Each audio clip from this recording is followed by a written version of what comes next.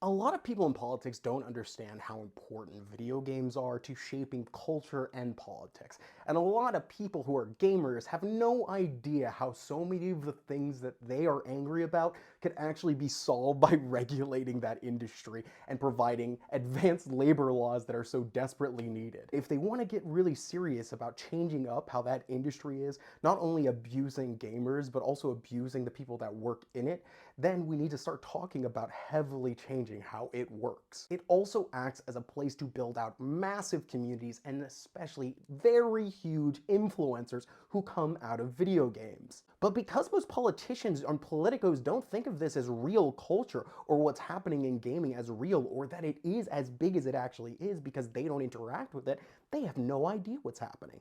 And this is how they get overtaken.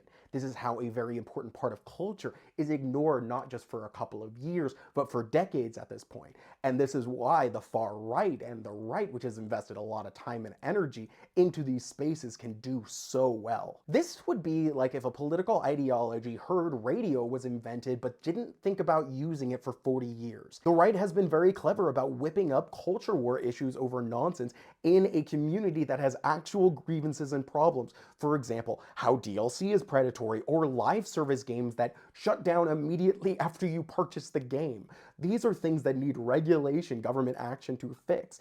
But the right just says, oh, the wokes are doing something, that's why you're unhappy. For example, live service games could be required by law to keep up their servers for at least 5 years past the release date. That could be an actual thing required for every company to do, meaning you would not be screwed and you would be protected by law, and if they did something wrong, you would be also protected. And presumably you would create this policy so you would get a refund if they reneged on this. Or for example, extending labor laws so that people who develop games are not being punished because greedy company owners want to take the maximum amount of profit, so they decide to do massive layoffs immediately after a very successful release. And because politicians don't take gaming seriously as an art form and as something to develop within the cultures of our various countries, they do not see the need to provide a large amount of funding to create more and better art that allows for people to not be at the whim of whatever the industry wants to do, which basically means the people who are incredibly rich, who are shareholders in these companies or own them directly. And you know what's really good for those rich investors? You constantly being whipped up in an anger about culture war issues and attacking low-level employees that you want to get fired